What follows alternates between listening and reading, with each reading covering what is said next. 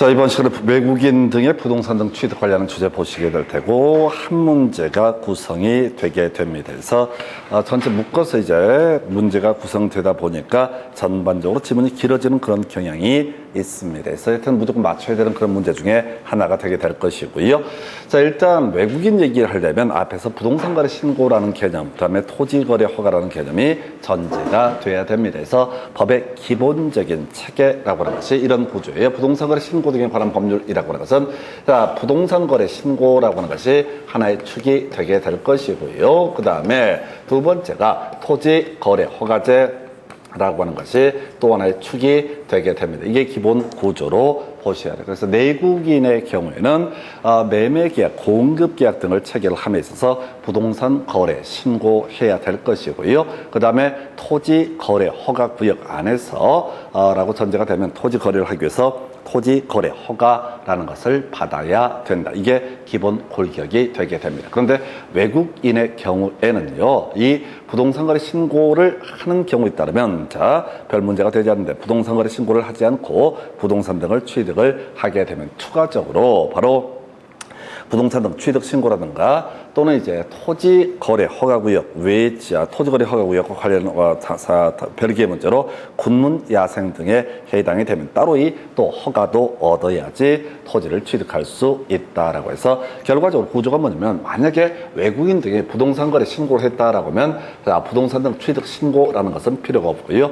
토지 거래 허가 구역 이어서 이미 허가를 한번 받았다라고 한다면 부동산 등 취득에 있어서 허가를 요하지 않는다라고 하는, 이게 이제 전체 그림 때문에 이게 중요 쟁점이 되게 됩니다. 다시요, 외국인이 부동산 거래 신고했으면요, 부동산 등 취득 신고할 필요 없는 것이고요. 외국인이 토지 거래 허가라는 것을 혹시 받은 상태다 그러면 부동산 등 취득 허가라고 하는 것은 요하지 않는다. 이게 전체 그림을 가지고 묻는 쟁점이 있어요. 그래서 제일 처음에 나오게 되는 것이 외국인 등에 관한 정의가 이슈가 되게 됩니다. 그래서 자, 위 여러분 자료 보시게 되면 외국인 등 자 포함되는 사항이 나와 있고요. 제외되는 사항이 없습니다. 그래서 문제가 되는 것이 점점점은 외국인 등에 포함된다. 그럼 무조건 옳은 표현. 점점점은 외국인 등에 포함되지 않는다. 그럼 어떻다? 틀린 표현. 지금까지 문제는 다 이렇게 구성이 됐습니다. 그래서 이게 이제 문제 덩어리가 이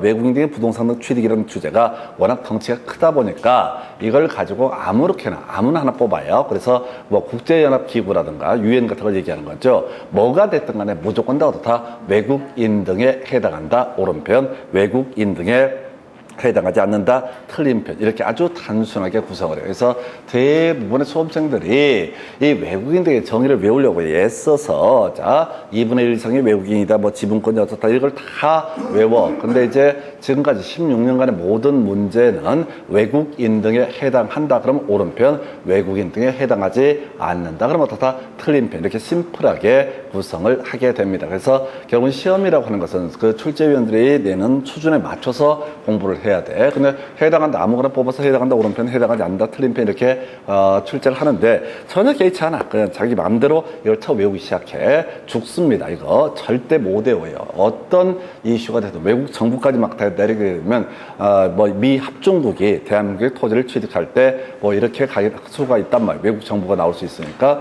그러면 생각하지 말고 그냥 외국인 등에 해당한다, 옳은 편, 외국인 등에 해당하지 않는다, 틀린 편. 아주 심플하게 뽑아내는 주제. 그래서 이 문제는 사실은 이제 구조를 보게 되면 아주 간단하게 출제가 되는데 수험생들이 공부하실 때는 이걸 겁나 어렵게 공부를 해. 그래서 사서 고생을 하는 그런 꼴이 되겠습니다. 그래서 외국인 등에 관한 주제 이슈가 되겠고요. 자, 이제 전체 묶어서 이제 봐야 될 것이 부동산 등의 취득 신고라고 하는 것을 살펴보도록 하겠습니다. 그래서 이 부동산 등 취득하는 방식이 세 가지가 있네요. 그래서 계약에 따라서 취득하는 경우가 하나가 있겠고요. 그 다음에 법률 규정에 따라서 취득하는 경우가 있겠고, 그 다음에 이제 계속 보유라고 해서 원래 한국인이었다가 외국인이 되는 바람에 계속해서 보유하고자 한다 해서 결과적으로 외국인이라고 하는 총 세 가지 축에 따라서 부동산 등 취득이 문제가 되게 된다. 그래서 공통적으로 신고해야 될 것이고요. 자, 보게 되면 이런 식입니다. 자, 먼저 계약에 따른 취득에서 외국인 등이 대한민국 안에 부동산을 취득하는 계약을 체결했을 때 체결일로부터 60일 내 신고관청에 신고를 해야 된다. 그래서 별로 중요한 건 아닌데 부동산 거래 신고 같은 경우는 30일 냅니다. 이 뒤쪽은 얼마? 60일. 이게 이제 별 의미는 없고 과거에 다 60일이다가 부동산 거래 신고 빨리빨리 하자라고 해서 작년에 법이 개정되면서 얘는 법을 개정 안 한 거예요. 실제 외국인 등이 문제가 안 되기 때문에. 그래서 별 의미 없어요. 날짜 이런 것들 포인트 안 됩니다. 옳은 것을 고르셔야 할 때 틀리게 뽑을 수는 있을 텐데 답이 되는 주제는 아니고 여기서 중요한 쟁점은 그거죠. 외국인 등의 부동산 거래 신고 대상 계약을 체결했을 때 신고관청에 신고를 하지 않아도 된다. 이게 뭔 소리냐면 앞에서 매매계약, 공급계약이라고 하는 것을 체결하게 되면 매매계약, 공급계약을 체결을 하게 되면 어떻다? 부동산 거래 신고를 해야 된다라고 했었거든요. 외국인의 경우 국적하고요, 매수 용도 등을 표시를 해야 된다. 신고서에다 그걸 작성을 해야 된다. 이런 얘기를 했어요. 그래서 만약에 지금 이제 부동산 거래 신고에 따르면 따로 이 부동산 등 취득 신고는 어떻다? 요하지 않는다라고 할 거예요. 이게 이제 하나의 출제 포인트가 되게 됩니다. 이걸 알아야 되는 이유가 전체 법 구조를 이해할 수 있느냐 없느냐 이 싸움이거든요. 그래서 외국인 등이 부동산 거래 신고했을 때는 따로 이 취득 신고 등은 하지 않는다라고 하는 거. 이제 그리고 이제 이 부동산 거래 신고한 경우 제외하고는요. 과태료 300만 원 신고를 하지 않았을 때 과태료 300 이렇게 되어 있습니다. 그래서 가장 기본이고 하다 보니까 300이고요. 나머지 법률 규정에 따른 취득이라고 해서 상속, 경매 등 계약 외 원인으로 대한민국 안에 부동산을 취득한 때 이때 취득한 날부터 6개월 내에 신고관청에 신고를 해야 된다 해서 아까는 이제 기본적으로 계약 체결일로부터 60일 그런데 이미 취득을 해버렸을 때는 이때는 취득한 날로부터 6개월 내에 신고하지 않게 되면 100만 원의 과태료 구조를 보셔야 돼. 하나만 더 계속 보유라고 하는 거. 자, 대한민국 안에 부동산 등을 가지고 있는 대한민국의 국민 등이 외국인 등으로 변경된 경우로서 해당 부동산을 계속 보유하려는 경우 외국인 등으로 변경된 날부터 6개월 내 신고관청에 신고를 해야 된다라고 이렇게 되어 있습니다. 그래서 요게 다 6개월짜리는 과태료 얼마? 100만 원 이렇게 되어 있어요. 구조를 보셔야 됩니다. 그래서 문장을 외우면 되게 어려워지고요. 구조를 보시는 게 필요해요. 그래서 계약에 의해서 취득하면 계약은 체결하니까 체결일로부터 60일 내에 신고해야 되고 하지 않게 되면 과태료 300만 원 이에 대응해서 이미 취득을 해버린 경우에는 이제 법률 규정에 따른 취득 같은 경우 취득한 날부터 6개월 그 다음에 계속 보유하고자 할 때 변경된 날로부터 6개월 내 신고를 해야 된다. 과태료 100만 원 해서 구조를 보셔야 돼. 문장을 보려고 하지 말고 구조를 이해를 하셔야지 이 문제를 구성해서 해결을 할 수가 있습니다. 그래서 이게 부동산 등 취득 신고에 관한 주제로 볼 수가 있겠고요. 자, 그 다음에 이제 허가 대상이라고 해서 이것도 그래요. 지문 1개 정도밖에 보통 구성이 되지 않는데요. 자, 군문야생이라고 하는 거 옛날에 물어봤던 주제고요. 군사기지 및 군사시설 보호구역 내 토지라든가 지정문화재라고 하는 건 나와 있죠. 그 다음에 또 하나가 야생생물특별보호구역 생태경관보전지역에서 물론 문제 구성할 때는 주로 나오는 게 생태경관보전지역이 나옵니다. 이유는 단순해요. 제일 뒤에 있거든. 그래서 별 의미 없이 군문, 야생 등에 있어서는 어떻다? 여기에 있는 토지 등을 취득하고자 할 때 이때는 허가를 받아야 된다. 그런데 제일 중요한 자, 그 다음에 이제 허가 신청이라고 해서 계약 체결하기 전에 어떻다? 허가를 받아라 라고 해서 아까 우리 토지거래 허가제 같은 것도 마찬가지죠. 허가 구역 안에서 토지 거래 계약을 체결하고자 할 때 미리 토지거래 허가를 받아야 되듯이 미리 이것도 허가를 받아야 된다. 그래서 출제 포인트. 자, 외국인 등이 취득하려는 토지에 대해서 그게 이제 군문야생인데 토지거래 허가 구역이어서 토지거래 허가 처분을 받았다라고 하면 어떻다? 이때는 따로 이 토지 취득 허가를 요하지 않는다라고 하는 거예요. 그래서 결과적으로 지금 이제 외국인 등의 부동산 등 관련해서 부동산 거래 신고를 하게 되면 취득 신고 등 요하지 않는다라고 할 것. 그 다음에 군문야생이 하필이면 토지거래 허가구역이어서 토지거래 허가 처분을 받게 되면은 그때는 따로 어떻다 군문야생이라 할지라도 즉 허가를 받은 것으로 보기 때문에 따로 이 허가를 요하지 않는다라고 하는 거에서 이건 완벽하게 법 구조문에 의해 법 구조에 관한 내용입니다. 그래서 구조 자체를 외우고 들어가야지 이 문제를 해결하는 거지 문장 자체를 외워서는 해결을 하실 수가 없습니다. 그래서 이 정도가 외국인 등의 부동산 등 취득에서 자 답들 한번 체크해 볼까요? 그래서 제일 간단하면서 심플한 주제가 외국인 등이라고 하는 거 전부가 다 외국인 등에 해당이 된다라고 하는 거 지금까지 문제는 모두가 외국인 등에 해당이 되게 된다라고 이렇게 구성을 했었고요. 그래서 이 지문은 상당히 길게 나오는데 끄트머리에 외국인 등에 해당한다 오른편 해당하지 않는다 틀린 편 이렇게 단순하게 구성하는 구조. 자 취득 관련해서는 신고라고 하는 것이 나오게 될 것이고요. 계약에 따른 취득은 기본적으로 계약 체결일로부터 60일 하지 않게 되면 300 이하의 과태료. 그 다음에 이제 법률 규정에 따른 취득이라고 해서 상속 경매, 뭐 법인의 합병. 우리가 이제 등기법 할 때 설명드리지만 상속 얘기 나오면 항상 같은 게 법인의 합병도 같은 말이다라고 설명을 드린 바가 있습니다. 어찌됐든 간에 이미 취득을 했으니까 취득한 날로부터 6개월 내 신고를 해야 된다. 하지 않으면 100만 원 이하의 과태료. 그 다음에 이제 변경된 날로부터 6개월 내 신고를 해야 된다. 하지 않으면 과태료 100만 원에서 옛날에 이제 과태료까지 구성이 됐던 사례도 있습니다. 그렇게 봐야겠고요. 자, 그 다음에 이제 취득 허가 군문야생 혹시 아주 옛날 문제 패턴인데 문제가 구성이 될 수도 있겠고 그 다음에 제일 중요한 것은 자 토지거래 허가를 받았다라면 이때는 토지 취득 허가를 요하지 않는다라고 해서 이 정도가 한 문제짜리 전체를 묶어서 한 문제로 구성을 하게 됩니다. 그래서 하여튼 계속 단순화시키는 작업들 필요하시고요. 그다음에 이걸 뛰어넘는 지문들은 답으로 구성 안 하니까 신경 쓰지 마시고 버리는 지혜가 필요합니다. 바로 이어서 부동산 거래 전자계약이라는 주제까지 확인을 해보도록 하겠습니다. 이 부동산 거래 전자계약이라고 하는 거 작년에 최초로 이제 우리 시험 범주에 포함이 되게 됩니다. 부동산 거래 전자계약 이런 게 최초로 시험 범주에 포함이 되게 될 텐데 자, 이 부동산 거래 전자계약의 취지를 간단하게 설명드리겠습니다.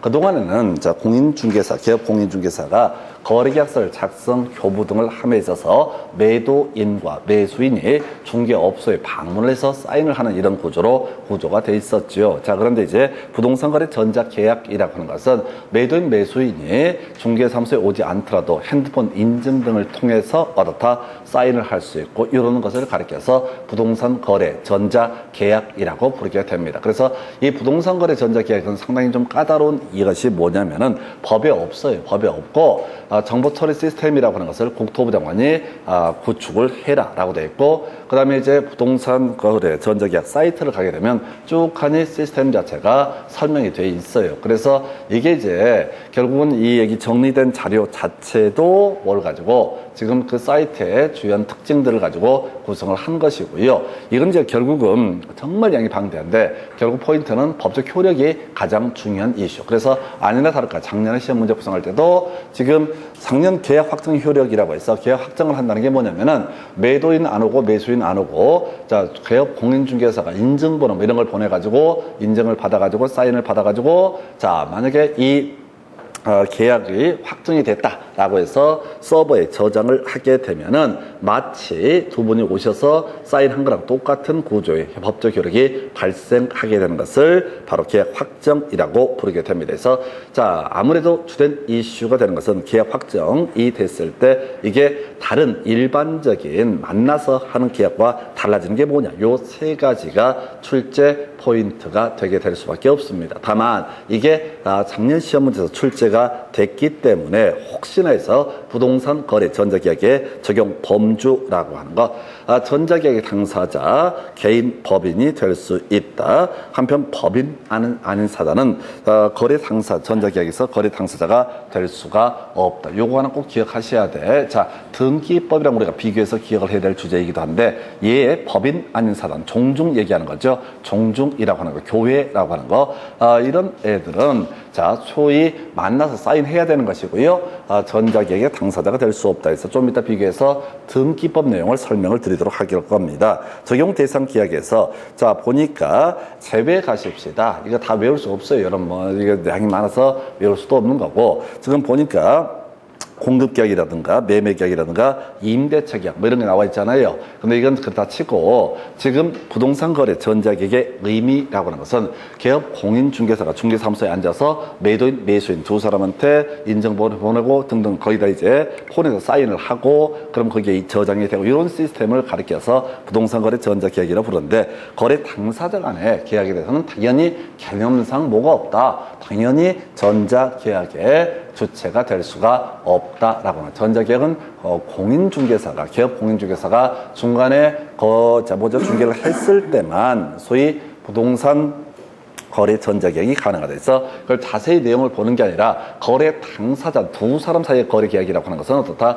전자계약이라는 것은 인정되지 않는다. 그러니까 매도인하고 매수인하고 사이트에 접속해갖고 너도 핸드폰으로 보내라 사인해라 나 이런 안 된다는 거야. 이건 개공이 매도인 매수인을 부르지 않고 자, 이 시스템을 통해서 인증하고 이런 과정을 통해서 부동산 거래 전자계약에서 제외되는 것 두 가지. 자, 제외되는 것 딱 한 가지구나. 거래 당사자와 관련한 거래 당사자끼리의 계약이라고 하는 것은 어떻다? 이것은 적용 범주가 아니다라고 할까. 두 개 외우셨습니다. 법인 아닌 사람이라는 것은 부동산 거래 전자계약의 주체가 거래 당사자가 될 수가 없다. 종중이 땅을 사거나 팔려면 반드시 복덕방에 관련 대표자 등이 등장을 해야 된다. 이런 식의 취지가 되게 될 것이고요. 그 다음에 이제 거래 당사자 간의 계약이라는 것은 당연히 부동산 거래 전자계약의 대상이 될 수가 없다라고 이렇게 해석을 하게 됩니다. 그래서 이게 기본 구조가 되게 될 것이고요. 자, 그럼 이제 이렇게 개업 공인중개사가 뭘 한다고요? 지금 매도인 매수인 부르지 않고 전자적 방법의 인증을 통해서 계약이 확정이 됐다라고 했을 때 세 가지 문제. 먼저 우리가 부동산에 대한 매매계약, 공급계약 체결을 하면 어떻다? 부동산 거래 신고라고 하는 것을 해야 되죠. 그래서 만약에 개업 공인중개사가 매개가 돼서 거래계약서를 작성 교본 경우 부동산 거래 신고 누가 한다고 그랬어요? 개업 공인중개사가 하게 된다. 제출할 때는 단독 제출했었고요. 신고 관청이라고 하는 것은 중개사무소 소재지가 아니라 부동산 등 소재지 관할 신고 관청에다가 어떻다? 자, 제출을 하고 신고를 하게 된다라고 했습니다. 그래서 만약에 이렇게 전자적으로 국가 서버에 저장이 되게 되는 건데 이런 경우는 당연히 부동산 거래 신고 있는 것으로 본다. 굳이 또 부동산 거래 신고를 할 이유가 없다라고 하는 이제 개공의 입장에서 좀 메리트랄까요? 두 번째 이슈. 지금 임대차 계약도요. 개공이 중개를 하게 되면은 부동산 거래 신고 부동산 거래 전자계약의 대상이 될 수가 있습니다. 그래서 뭐라고요? 바로 확정일자라고 하는 걸 우리가 받으려면은 이렇게 가야 되죠. 거래계약서를 들고 동사무소, 공정인사무소 등을 가서 뭘 해야 돼? 이렇게 확정일자 부여 신청을 해야 될 것인데 전자적으로 이렇게 거래가 완성이 되면 어떻다? 확정일자가 자동으로 부여가 되게 된다라고 하는 거. 확정일자 자동으로 부여가 되게 된다. 이렇게 봐야겠고요. 그 다음에 이제 개업 공인중개사 입장에서 또 하나의 쟁점. 자, 우리가 보존 의무라고 하는 것이 있었죠. 그래서 자, 전속중개계약서 3년 동안 보존해야 되고요. 확인 설명서 3년 동안 보존을 해야 되고요. 그리고 나서 거래계약서 몇 년? 5년 동안 보존을 해야 된다. 그런데 어차피 서버에 저장이 돼 있게 되는 거니까 이때는 굳이 어떻다? 보존 의무가 없다 해서 계약이 완료된 전자계약서는 공인전자문서센터에 보관되고 개업 공인중개사 확인설명서 거래계약서의 보존 의무가 없다라고 하는 거예요. 그래서 결국은 두 가지로 가야 되죠. 지금 개업 공인중개사가 자, 부동산 거래 전자계약 그리고 계약 확정이란 상태에 이르게 되면 두 가지. 개공 입장에서는 부동산 거래 신고 의무 없고요. 신고 있는 것으로 보기 때문에 두 번째 이슈가 되게 되는 게 보존 의무가 없다. 한편 임대차가 주로 문제가 될 텐데 임차인의 입장에서는 따로 이 동사무소 가지 않더라도 다 확정일자가 부여가 되게 된다라고 하는 걸 해서 결과적으로 이 임차인이 자, 우선 변제권 등을 취득 취득하기 위해서는 주민등록만 이전을 하게 되면 이미 확정일자는 받은 상태니까 대우선 변제권 등이 발생을 하게 된다라고 해서 이게 지금 이제 부동산 거래 전자계약에 관한 주제. 다시 외우셔야 돼. 언제? 지금 외우셔야 돼. 가서 안 할 거잖아, 공부해서 법인 아닌 사람 전자계약의 당사자가 될 수 없다.